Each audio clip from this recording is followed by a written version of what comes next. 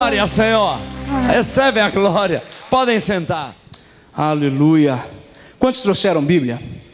Então pega aí a sua Bíblia. Vou ministrar uma palavra que vai abençoar a tua casa, vai abençoar a tua vida. Quantos estão prontos para ouvir a voz de Deus nessa noite? Então fala assim: Senhor, eu estou pronto para ser ministrado por Ti nessa noite. Amém. Repita assim comigo: essa é minha Bíblia. Essa é a palavra de Deus. Eu posso tudo o que ela diz que eu posso. Eu sou tudo o que ela diz que eu sou. Eu abro a minha mente e abro o meu coração para ser ministrado nessa noite. E eu declaro que a partir desta noite a minha vida nunca mais será a mesma. Você crê? Você crê que a palavra de Deus tem o poder para transformar a tua história? Você crê que a palavra de Deus tem o poder para mudar a tua vida de uma vez por todas? Então coloca a sua Bíblia no banco, levanta as duas mãos e dê um grito de glória a Deus, dê uma salva de palmas ao Senhor. Deus vai mudar a tua história pelo poder da palavra de Deus, amém? Você pode se assentar, abraça mais uma vez aí o teu vizinho, fala para ele: você está bonito hoje.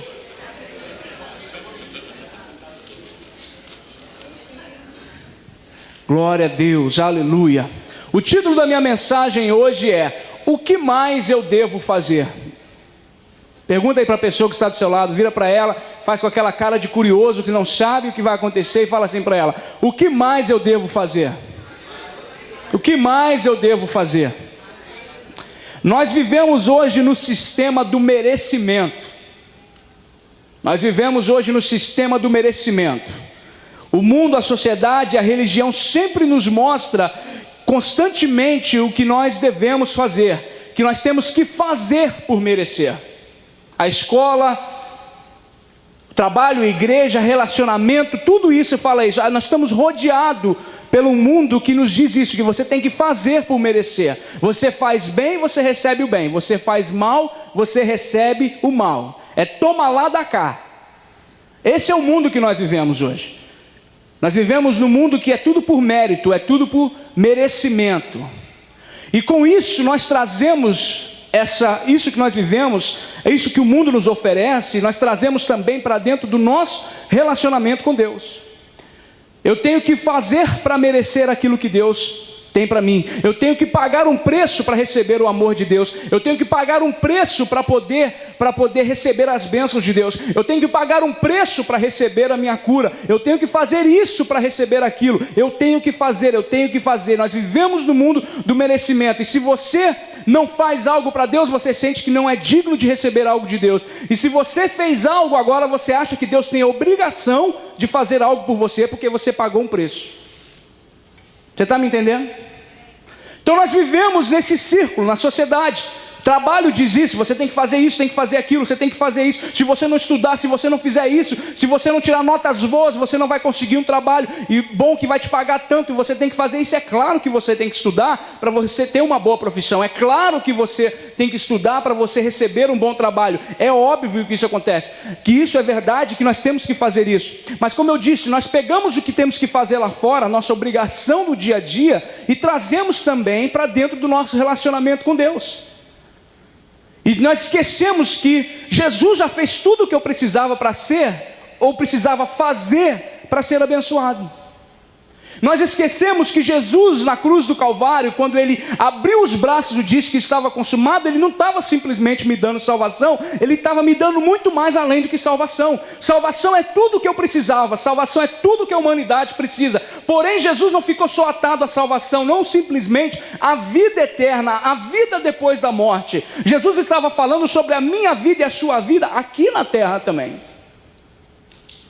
Quando Jesus abre os braços e fala: Pai, perdoa-lhes, pois não sabem o que fazem, Jesus não estava falando para aquelas pessoas que estavam ali na frente, Jesus estava falando da humanidade inteira.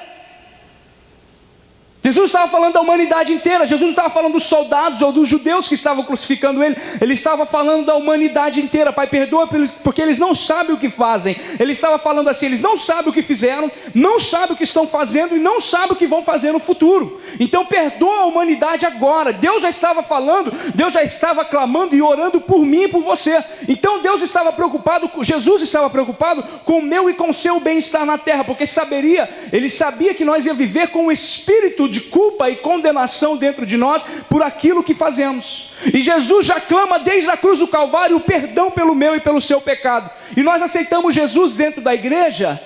E nós abrimos as nossas mãos, abrimos nossos braços, levantamos as mãos para o céu, aceitamos Jesus, sabemos que Jesus vem com o Espírito Santo e começa a habitar dentro de nós, mas achamos que Ele só foi capaz de perdoar o perdão daquele dia para trás. Daqui para frente agora eu tenho que pedir perdão todo dia, eu tenho que fazer isso todo dia, para me poder receber as bênçãos de Deus sobre a minha vida. E eu esqueço que Jesus já perdoou o meu passado, meu presente e o meu futuro. Aquilo que você vai cometer daqui 10 anos já foi pregado na cruz do Calvário. E tem muita gente que tem dificuldade de entender isso. Espera aí, como é que Deus vai perdoar algo que eu nem cometi? Ou Ele não te perdoou há 2000 anos atrás, antes de você nascer? Por que Ele vai ter dificuldade de perdoar aquilo que você vai cometer ainda? Ou cada momento que alguém aceita Jesus, Jesus desce e morre na cruz rapidinho para garantir a salvação daquele. Jesus fez uma vez por todo o sacrifício perfeito, o sacrifício completo. Não existe mais nada que você possa fazer para adicionar aquilo que Jesus fez. Já está consumado. Eu falo isso sempre e não vou parar de falar. É o tetelestai no grego, quer dizer completamente completo, perfeitamente perfeito. Não existe mais nada que ninguém possa fazer. Você não precisa fazer nada para ser abençoado. Você não precisa correr atrás da bênção que Jesus já declarou sobre a tua vida. A palavra de Deus diz em Efésios 1:3 que Ele já te abençoou com todas as sortes de bênção nas regiões celestiais. As pessoas correm para a América e começam a correr atrás da bênção ao invés de correr para os braços do abençoador. Para de correr atrás daquilo que é seu. Para de correr atrás daquilo que Deus já te abençoou. A palavra de Deus diz em Salmos 5:12 que o Senhor abençoa o justo. Justo é eu e você. E o teu favor o protege como um escudo. O teu favor o protege como escudo. A bênção e o favor de Deus já está na tua vida, querido.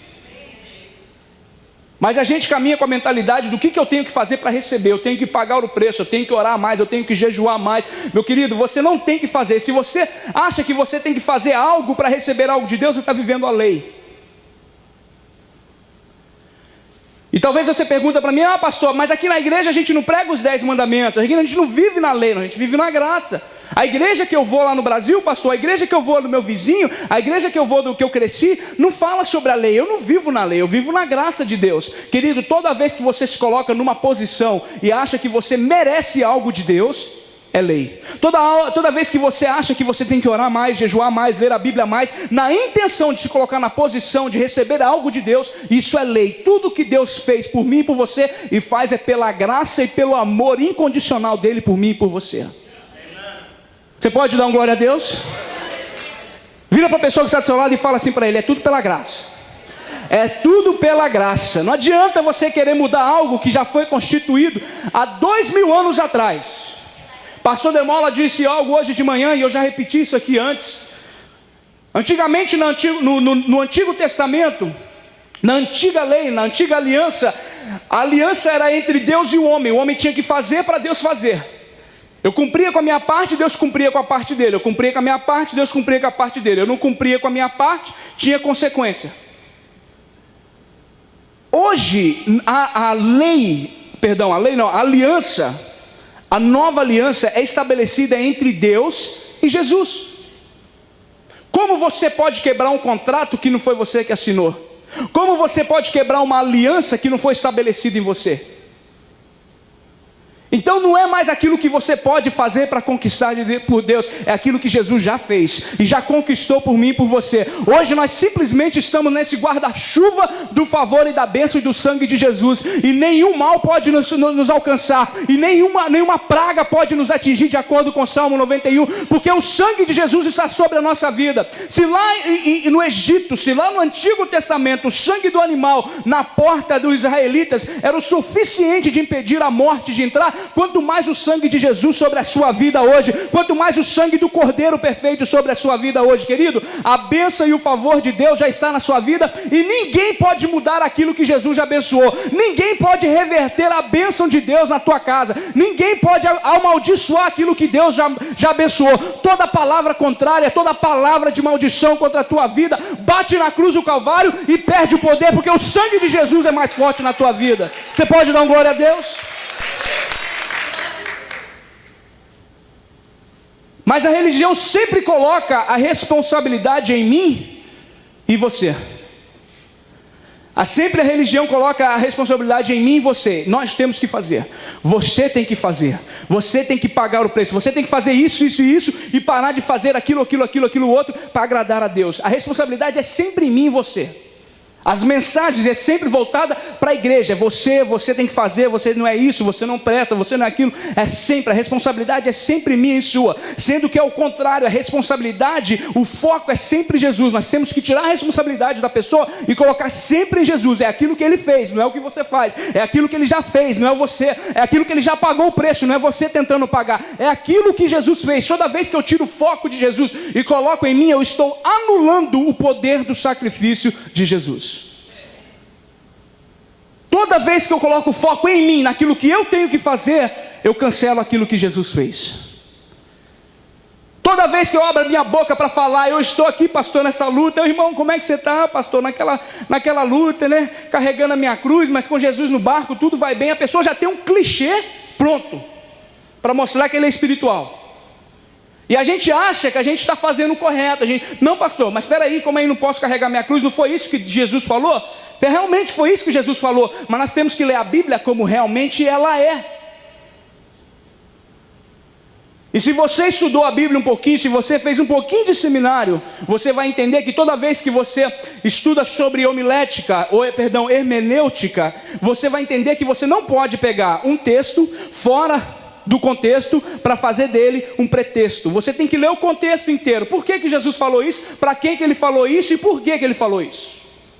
Foi realmente Jesus que disse isso, mas ele disse isso antes dele ser pendurado na cruz, antes dele carregar a cruz dele, porque depois que ele carregou a cruz, ele abriu os braços e disse: já está consumado, ninguém tem que carregar mais nada, eu já carreguei para você não ter que carregar. Se você continuar falando que você está carregando, você está falando para Jesus: o Senhor foi capaz de carregar a sua, mas o Senhor não foi capaz de carregar a minha. Belíssimo trabalho que o Senhor fez, o Senhor foi capaz de fazer só aliviar o seu peso, mas o meu não, hoje eu tenho que fazer.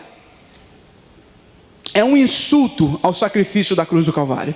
É um insulto à pessoa de Jesus. O foco nunca é eu e você, é sempre Jesus. Fala por isso para o seu vizinho: o foco é Jesus. O foco é sempre Jesus, é tudo sobre Ele, é tudo por causa dEle. A graça de Deus é uma loucura para a mente humana. A graça de Deus é uma loucura para a mente humana, porque não faz sentido. Não faz sentido algum a pessoa sair da sua glória, vir para este mundo, se fazer homem, se fazer carne, nascer de uma mulher, sofrer as dores por mim e por você, simplesmente por amor, por pessoas que ainda nem Ele conhecia. Ele amou eu e você sem a gente nem existir, sem a gente nem saber que Ele existia. Ele amou eu e você sabendo que muitas vezes eu e você ia rejeitá-lo. Ele amou eu e você, amou a humanidade mesmo sabendo que muitos iam ignorá-lo. Ele amou o mundo, porque Deus amou o mundo. Deus não amou a igreja, Deus amou o mundo. Deus amou os viciados, Deus amou os drogados, Deus amou as prostitutas, Deus amou aqueles que estão fora da igreja. Deus amou o mundo de tal maneira. E aí quando você entende o poder da graça de Jesus, você fala: não tem sentido. Por isso que a gente sempre volta para a lei, querendo ou não, a gente sempre. Por isso que eu falei duas semanas atrás, sobre renovar a nossa mente. Todos os dias, para entendermos qual que é a boa, perfeita e agradável vontade de Deus para a nossa vida. Todo dia temos que renovar a nossa mente para entender a graça de Deus, porque senão a gente sempre vai voltar para a lei, devido ao que eu falei no início, devido à sociedade que sempre mostra para a gente que nós temos que fazer por merecer. Aí quando nós deparamos com a cruz do Calvário, o amor de Jesus, e vemos que Ele não espera mais nada de mim, assim, simplesmente espere que eu o aceite, simplesmente espere que eu entenda no meu coração e entenda com a minha mente, não com a minha mente carnal, mas com a minha mente espiritual, que Ele já pagou todo o preço necessário e que tudo que eu preciso fazer hoje é crer. Aí quando eu me deparo com isso, existe um choque na minha mente que fala, não faz sentido. Mas é isso que Deus espera de mim e de você. Foi assim que Abraão foi justificado, porque ele creu. Você está me entendendo? Você pode dar um glória a Deus? Abra sua Bíblia comigo em 1 Coríntios 1. Eu estou só na minha introdução, então segura aí. 1 Coríntios capítulo 1, nós vamos ler versículo 1 ao versículo 23.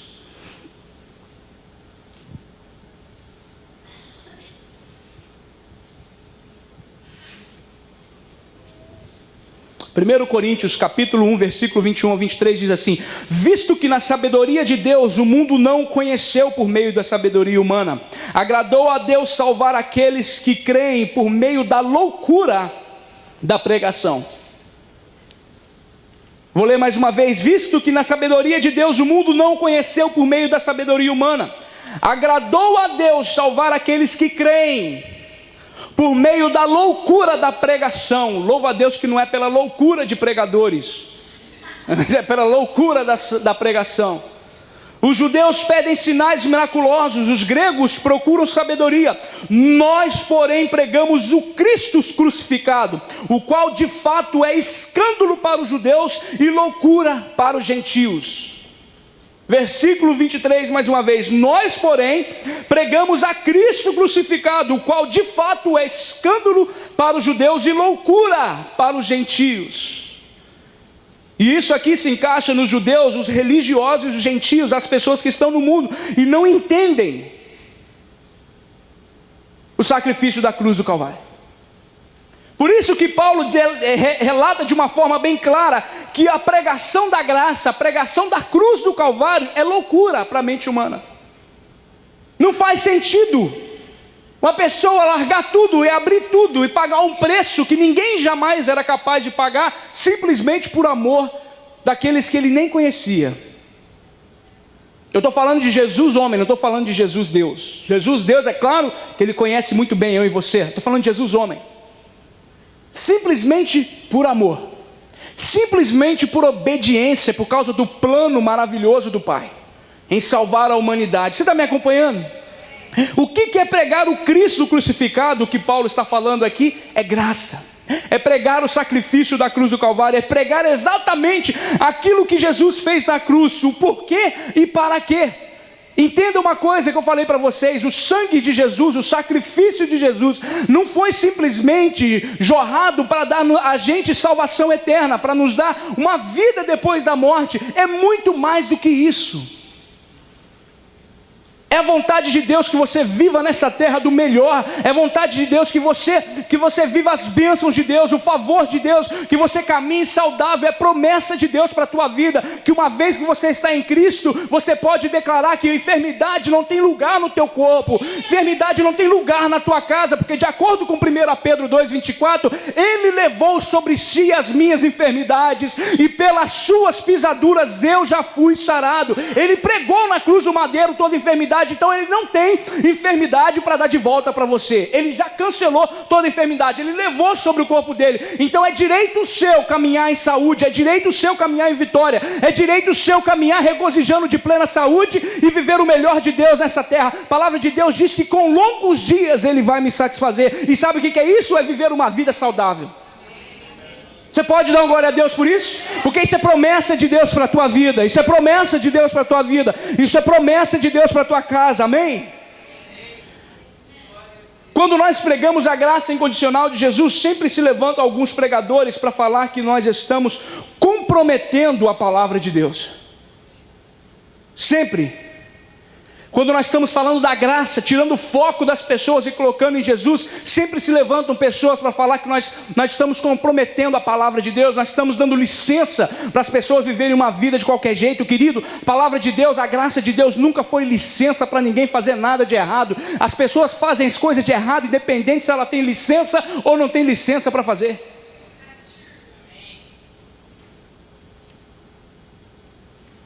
Isso nunca impediu ninguém de pecar.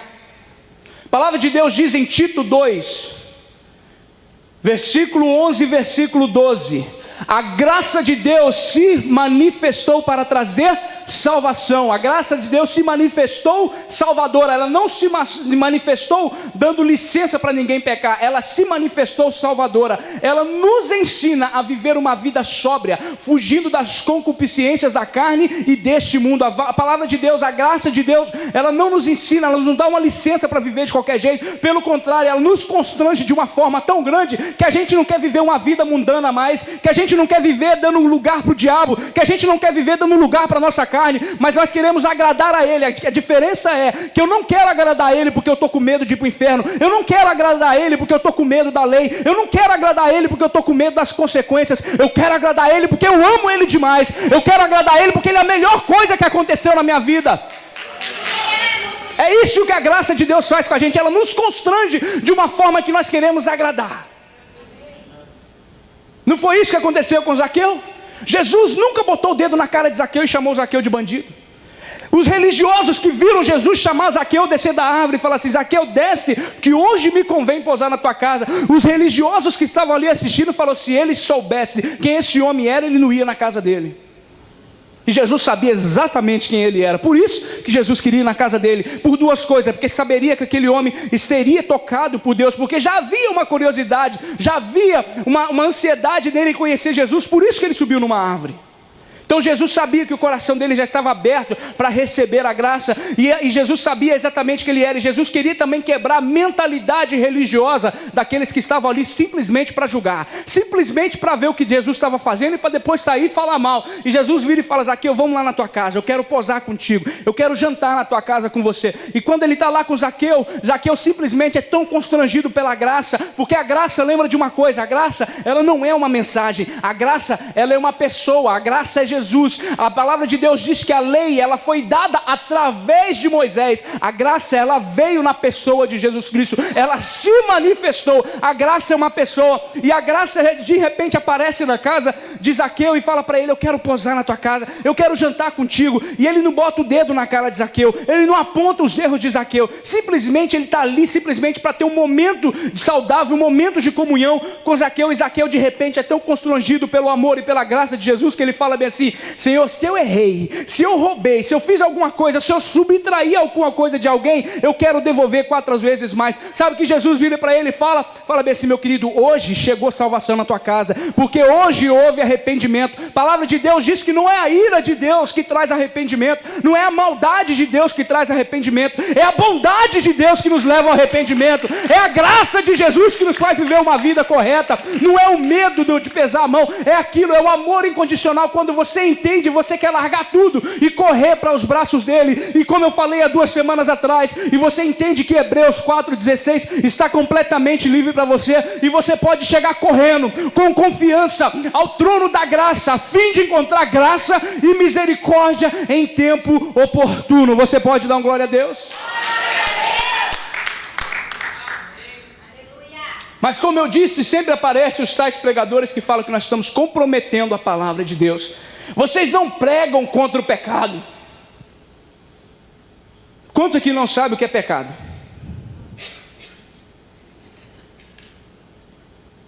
Todo mundo sabe o que não deve fazer. Eu preciso te lembrar do que você não deve fazer? Eu preciso lembrar você quem você é, ao ponto de você não querer fazer mais aquilo que você está fazendo. Preciso lembrar você que você não tem uma identidade pecaminosa mais, que você tem uma identidade santificada e justificada por Jesus Cristo. Que assim como Ele é, você é também neste mundo presente, de acordo com 1 João 4,16. É isso que nós precisamos lembrar as pessoas. Vocês não estão falando mais de pecado, como é que é? Peraí, não matar, não roubar, não adulterar, não levantar falso testemunho. Todo mundo sabe que isso é princípio de vida. A pessoa ela não precisa ser crente, ela precisa ter caráter.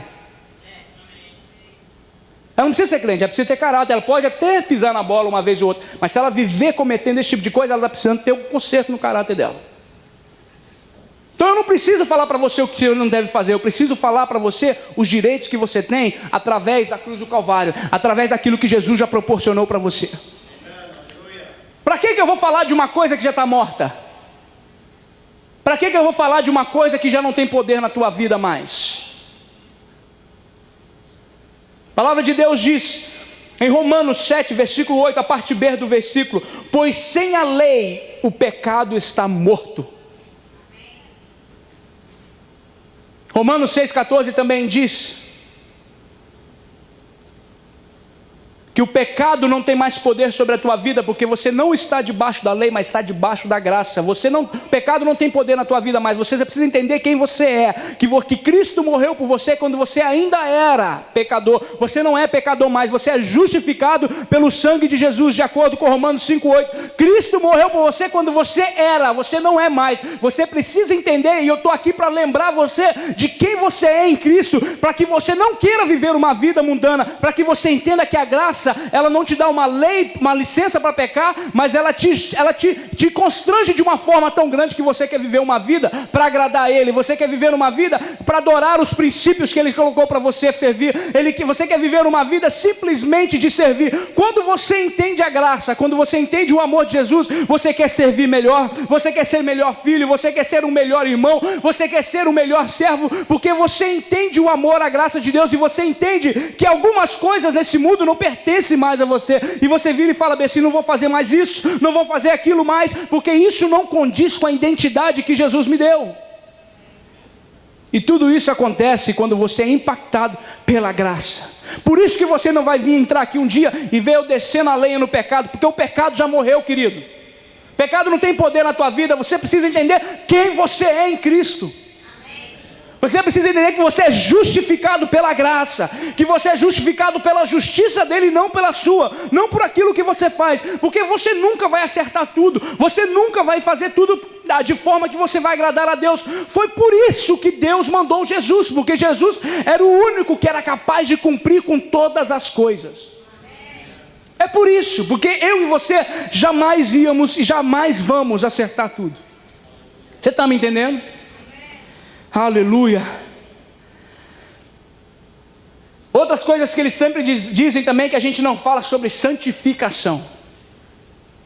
Eu não vejo vocês falar sobre santificação. Não vê? É porque você está editando a mensagem então.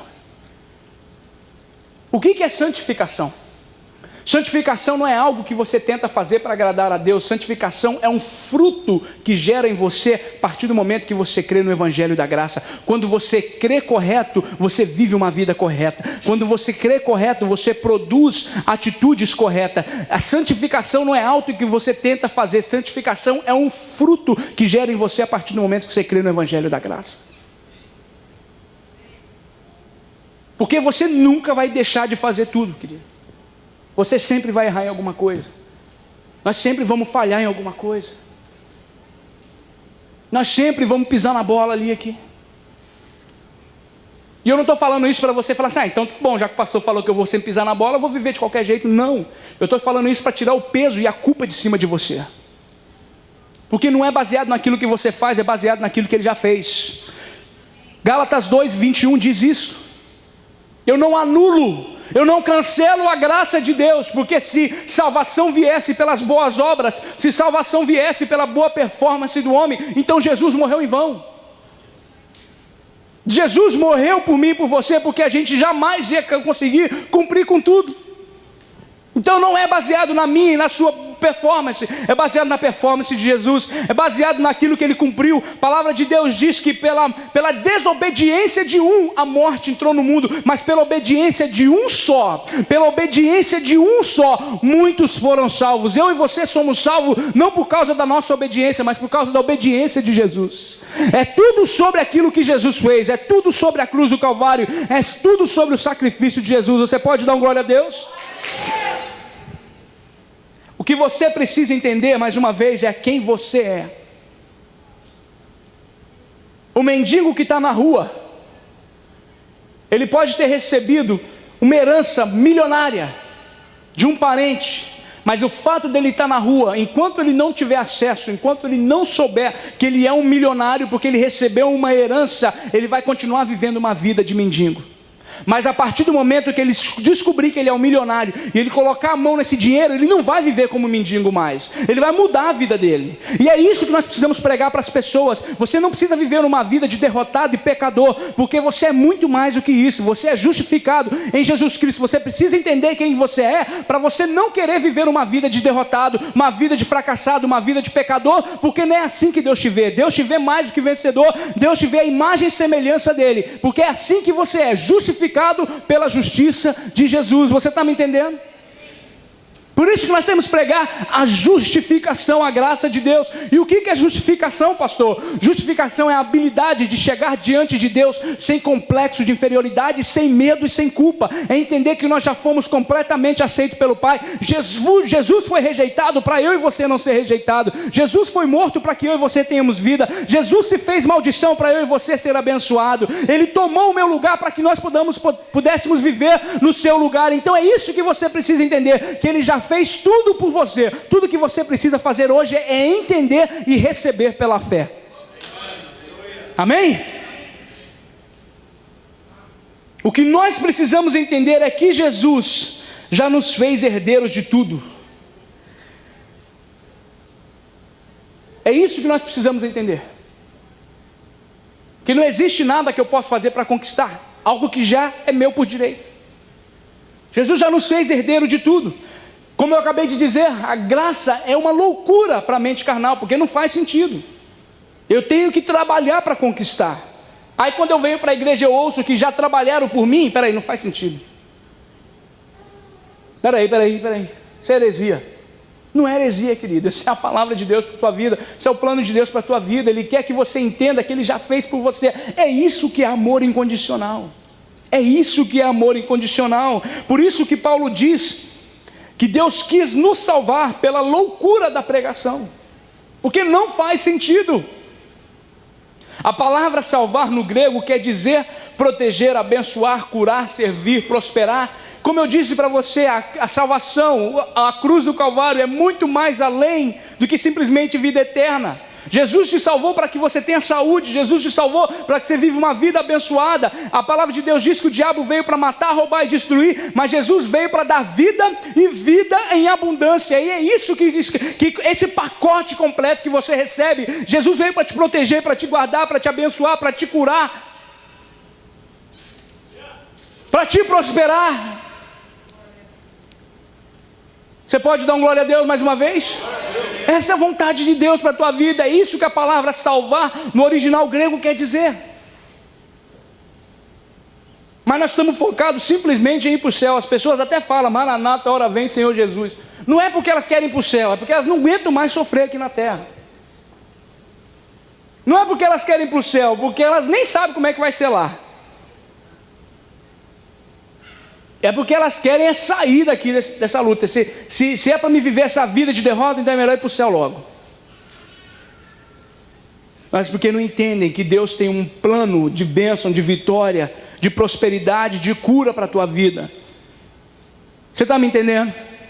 A palavra da graça, a palavra da salvação, a autoridade do crente, fé, confissão, a bênção, o favor de Deus, não é para você chegar no céu, querido, é para você aprender a viver em vitória aqui na terra. A tua salvação já está garantida em Jesus. A partir do momento que você crê no seu coração e confessa com a tua boca que Jesus é o Senhor, a tua salvação já está garantida. Agora você precisa aprender a caminhar em vitória agora, porque lá no céu não tem diabo, lá no céu não tem enfermidade, lá no céu não tem luta, não tem problema, não tem vizinho perturbando a tua cabeça não, querido. Você precisa aprender a caminhar em vitória agora. A palavra de Deus está aqui, é o manual para eu e você vivemos o melhor de Deus nessa terra. É isso que nós precisamos entender, que o sacrifício de Jesus não foi simplesmente para te dar a vida eterna, mas para te dar uma vida mais do que abundante aqui na terra.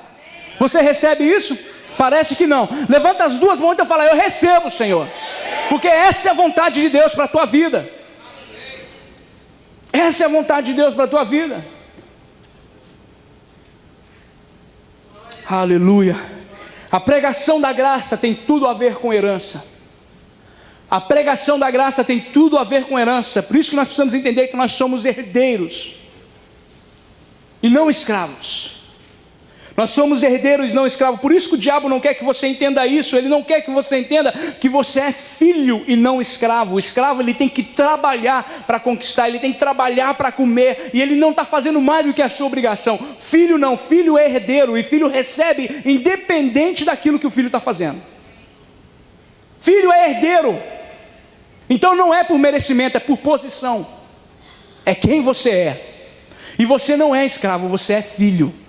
Vira para o vizinho que está do seu lado, fala para ele isso: você é filho, você é filha. Você é filho. Abre a sua Bíblia comigo em Romanos 4:13. Romanos 4:13. Você está recebendo alguma coisa? Você pode dar um glória a Deus? Aleluia. Romanos 4:13. Olha o que a palavra de Deus está dizendo. Eu estou lendo na versão NVI. Não foi mediante a lei. Não foi mediante a lei que Abraão e a sua descendência receberam a promessa de que ele seria herdeiro do mundo. Herdeiro do mundo. Se eu fosse você, eu falava assim: uau. Herdeiro do mundo. Mas mediante a justiça que vem da fé. Vou ler mais uma vez. Não foi mediante a lei. Ou seja, não foi algo que Abraão fez para conquistar. Que Abraão e a sua descendência receberam a promessa de que ele seria herdeiro do mundo, mas mediante a justiça que vem da fé. Agora olha a versão, a mensagem. Você simplesmente me acompanha aqui. A versão, a mensagem diz dessa forma: a famosa promessa de Deus a Abraão, que ele e seus descendentes possuiriam a terra, não foi feita em razão de algo que Abraão tenha feito ou viria a fazer. Vou ler mais uma vez que eu acho que você não entendeu.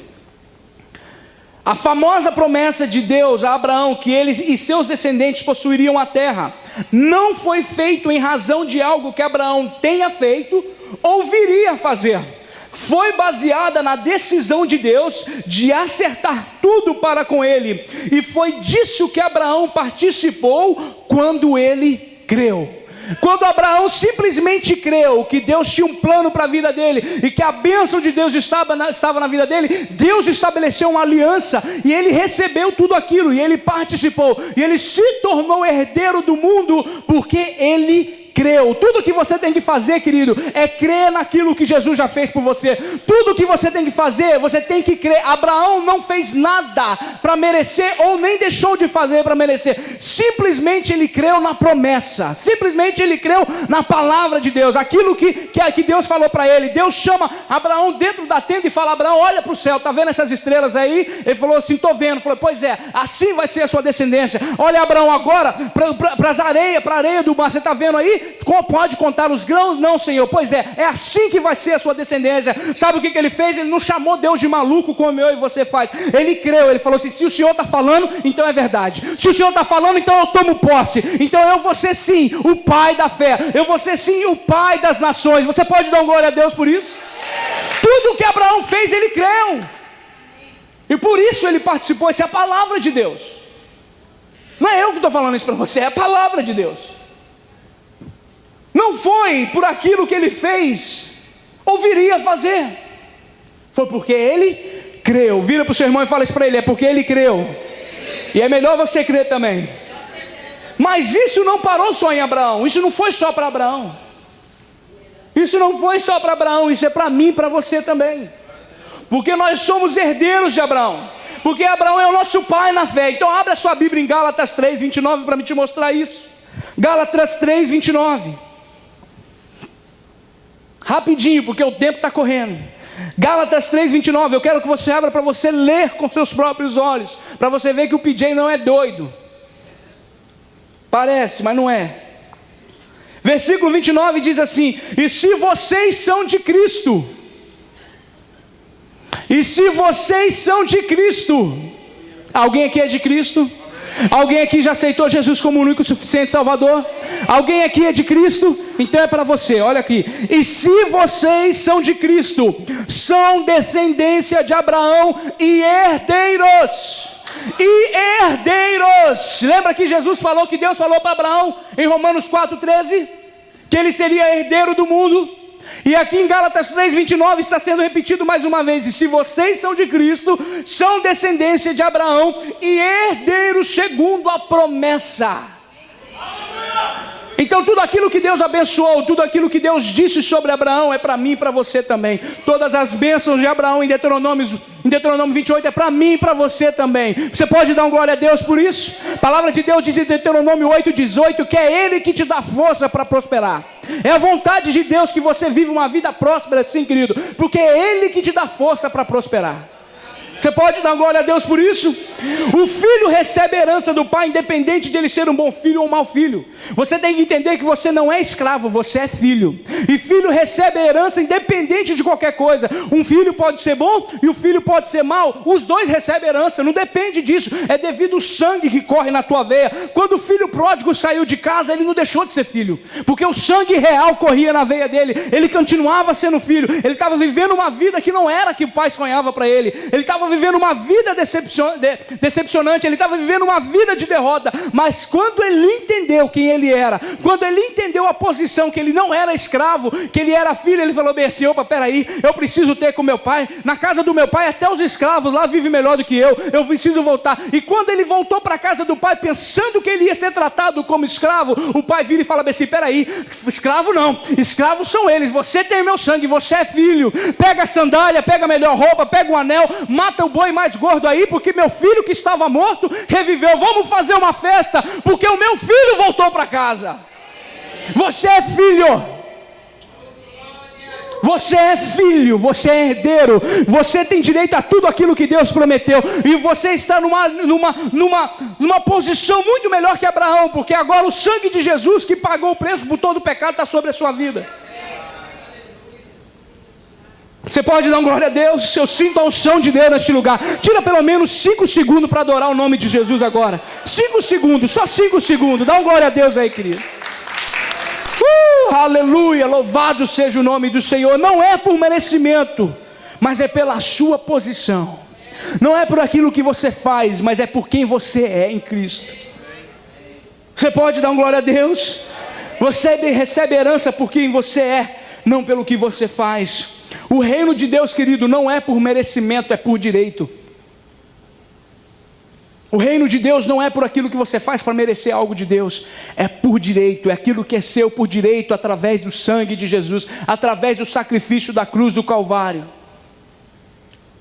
São os direitos que você tem porque você é filho. Deus falou para Adão: do suor do seu rosto você vai comer. Você vai ter que trabalhar porque você pecou, porque você errou, do suor do seu rosto. Agora nós estamos numa outra dispensação, nós estamos numa outra aliança, e nós não somos mais escravos, nós somos filhos de acordo com a promessa, nós somos filhos de acordo com a palavra de Deus. E herdeiro simplesmente recebe. Herdeiro não tem que pagar o preço para receber. O pai já conquistou tudo por você.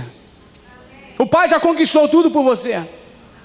Quando Deus colocou Adão e Eva no jardim, Deus não colocou eles lá para depois colocar o jardim. Deus colocou tudo aquilo que eles precisavam para depois colocar Adão e Eva lá dentro. Tudo o que você precisa, Deus já preparou para você, porque você é filho. Porque você é filho, você não é escravo, você é herdeiro. Tudo aquilo que você precisa já está disponível a você. É só uma questão de manifestação. Então eu quero te convidar a começar a chamar as coisas que não existem ainda como se já existissem, porque a palavra de Deus diz em Romanos 4,17 que Deus chama as coisas que não existem como se já existissem. Então comece a chamar a existência aquele trabalho, comece a chamar a existência a sua cura, comece a chamar a existência aquele filho que está fora do caminho do Senhor, aquela porta que você está esperando. Comece a chamar a existência tudo aquilo que você está esperando em Deus, porque Ele já preparou tudo aquilo que você precisa.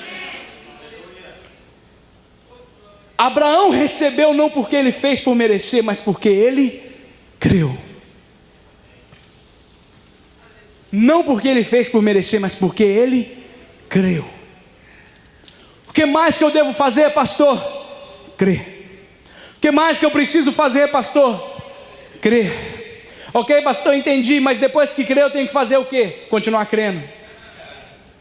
Mas e aí, pastor, e depois? Você tem que continuar crendo na palavra de Deus, você tem que continuar crendo na bondade de Deus. Abraão creu e isso foi lhe imputado como justiça, porque ele creu. Abra sua Bíblia comigo em Romanos 4. Já estou terminando, estou preparando para terminar. Você está recebendo alguma coisa?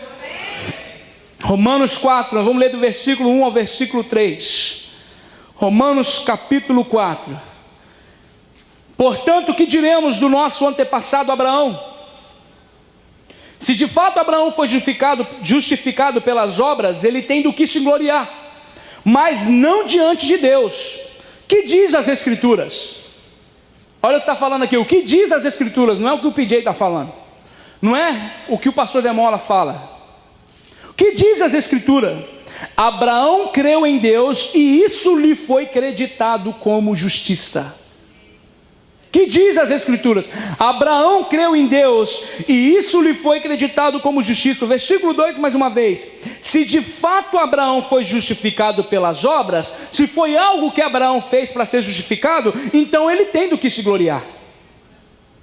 Mas olha a continuação do versículo. Mas não diante de Deus.